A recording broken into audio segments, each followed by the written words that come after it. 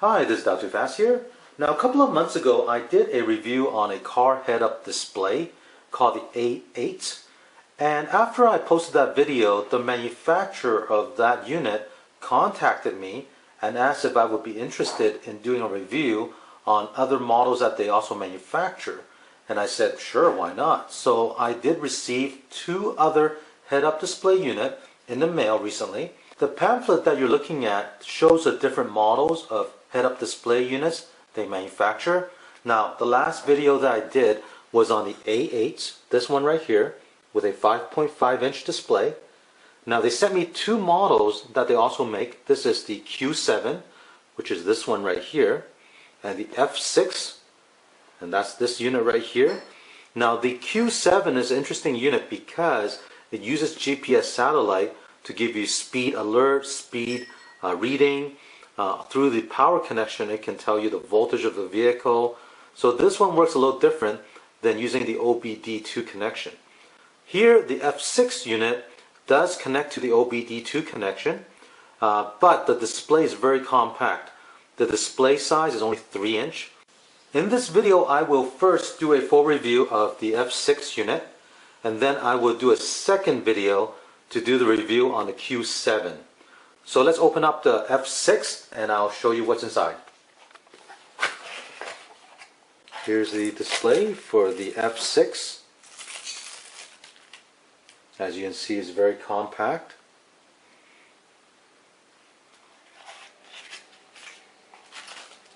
Inside this bag we have the OBDII cable.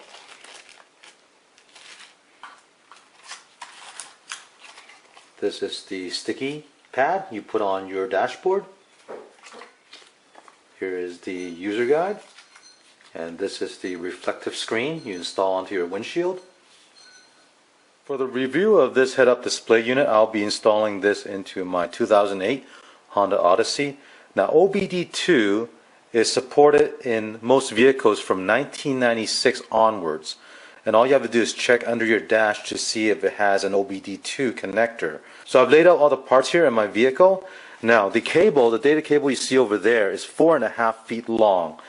The dimension of this display is 3.5-inch by 2-inch. So here we're looking at the driver's side steering column. If I bring the camera down underneath the dash, right there, you'll see the OBDII connector. That's where we'll plug our data cable to. Now, this connector is keyed, so the data cable that you're plugging into will only go in one direction.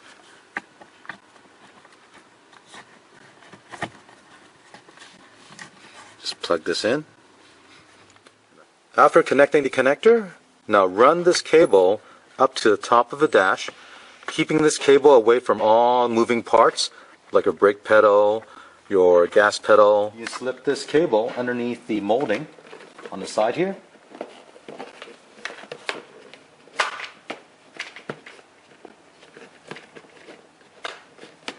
Now you can connect the mini USB connector to the unit. Before using this, there's also a protective film on the display that you need to remove. Right now I'm pointing the head-up display onto a mirror so you can see the image correctly. I'm going to start the car so you can see how it powers up the first time.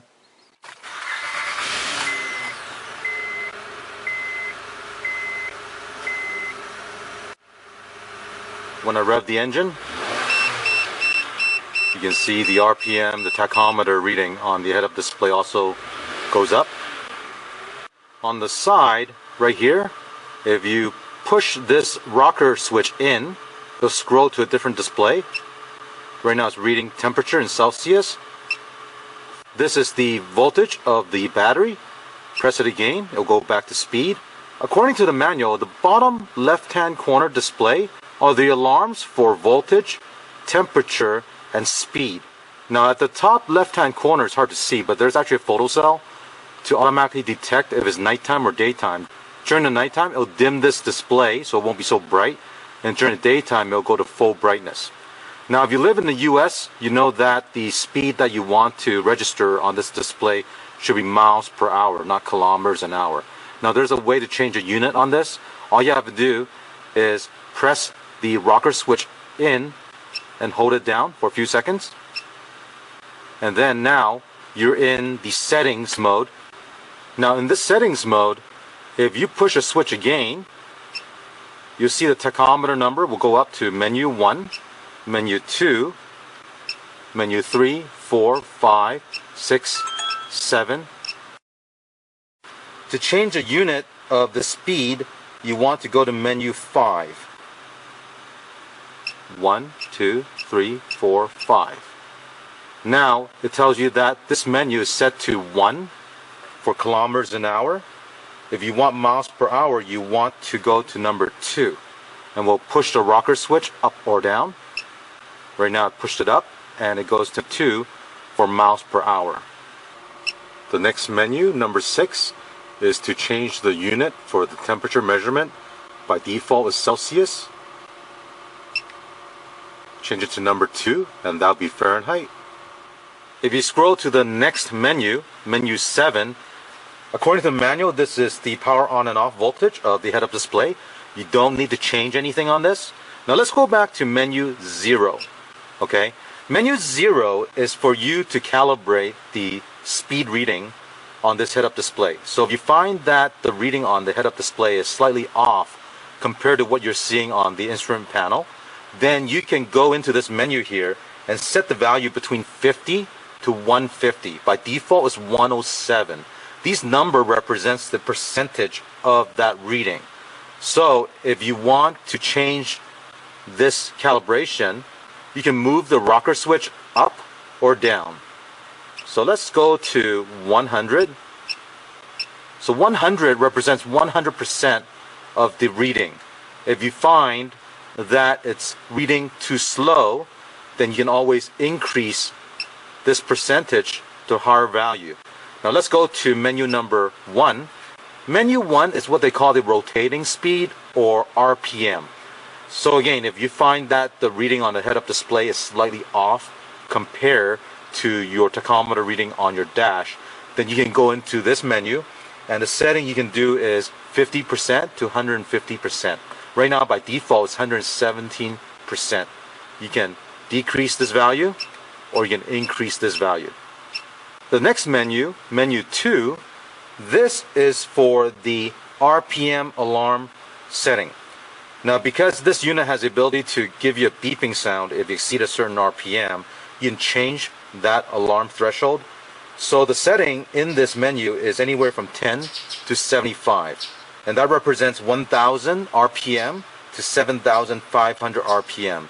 The default is 25. That represents 2500 RPM. I'm going to go ahead and change this to a higher value so that if I do hit the gas a little harder, it's not going to always beep at me. Let's set this to, say, 4500. The next menu, menu 3, this is for the speed alarm. So if you reach a certain speed, this unit will also beep at you. And the setting for this is anywhere from 30 to 500.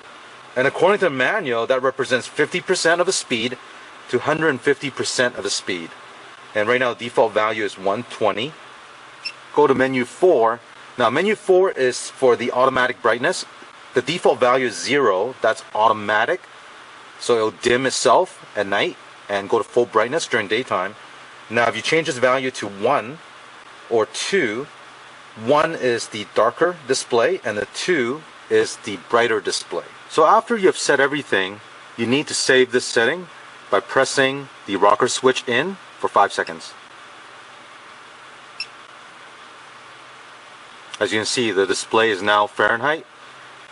If I toggle the side switch here by pressing it one at a time, you see voltage. Now we're reading miles per hour. Another thing to note is that there's actually an on-off switch on the side here. So you can either turn on and off using that switch, or if you turn off the ignition, it will turn off this display automatically. So let's turn this off right now. I'll show you how it turns off on its own.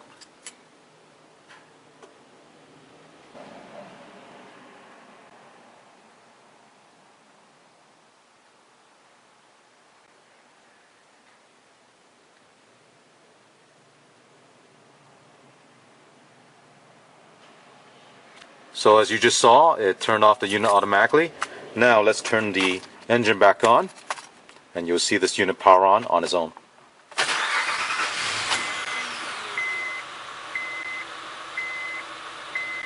In order for the graphics from the head-up display to project properly onto the windshield, you will want to install this reflective film. The reason for that is because many vehicles have double layer of glass with a laminate in the middle, and because of the double layering of the glass, when you project the graphics from the head-up display onto the windshield, you'll get this double image, and it's kind of blurry. It's hard to see the graphics. So when you install this reflective screen onto the windshield, you avoid having that problem. Now if you look at the reflective screen here, it's marked 1 and it says back. On the other side is 2 and it's front. So what this means is that the front side is a side that's going to be facing you when you install it. The back side, number 1, is going to adhere to the windshield. Another thing to know about this reflective screen is that it can be removed after installation. It's not like a window tint where there's a glue backing. Right now I'm going to install the reflective screen, and I've already removed the protective plastic at the back. Now if you read the manual, it does tell you that you can spray a little water onto the back surface and then use a squeegee to squeegee out any bubbles you might get, but you don't really have to. These go on pretty easily. So just carefully from top side to bottom side, just rub this on. So once that's on, now you can remove this piece of plastic. Now the kit comes with this sticky anti-slip mat. Go ahead and place this on the dash. Now you can place the head-up display unit on the sticky pad. So let's start the car up. I'll show you what the display looks like. So as you can see, the display is very clear. Now it's nighttime right now, so outside is pretty dark, but I'm going to go for a test drive so you can see how it looks during the nighttime.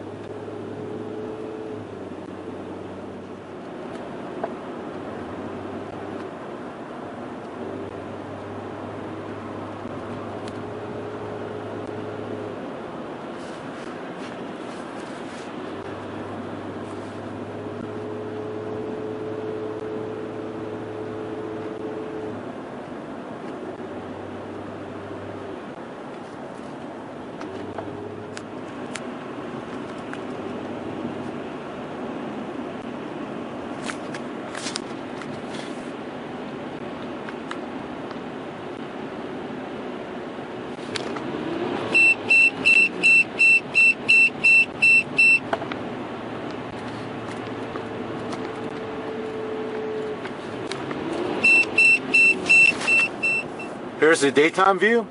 Now I know today is very sunny, so the image projected on the reflective screen is going to be a bit hard to see, but that's expected because, you know, the LED light is competing against the sunlight.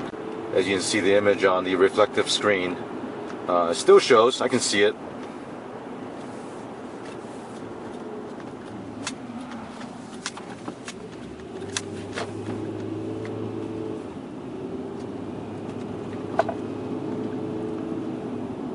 I hope you enjoy watching this review of the F6 head-up display unit, and I actually like this a lot because of the compact size.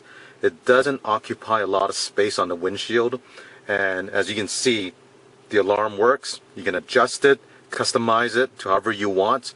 You can calibrate the speed and the RPM, and it's very simple to use. So if you have any questions, leave a comment below. I hope you enjoy watching this video, and don't forget to click on thumbs up and subscribe to my channel. Thank you.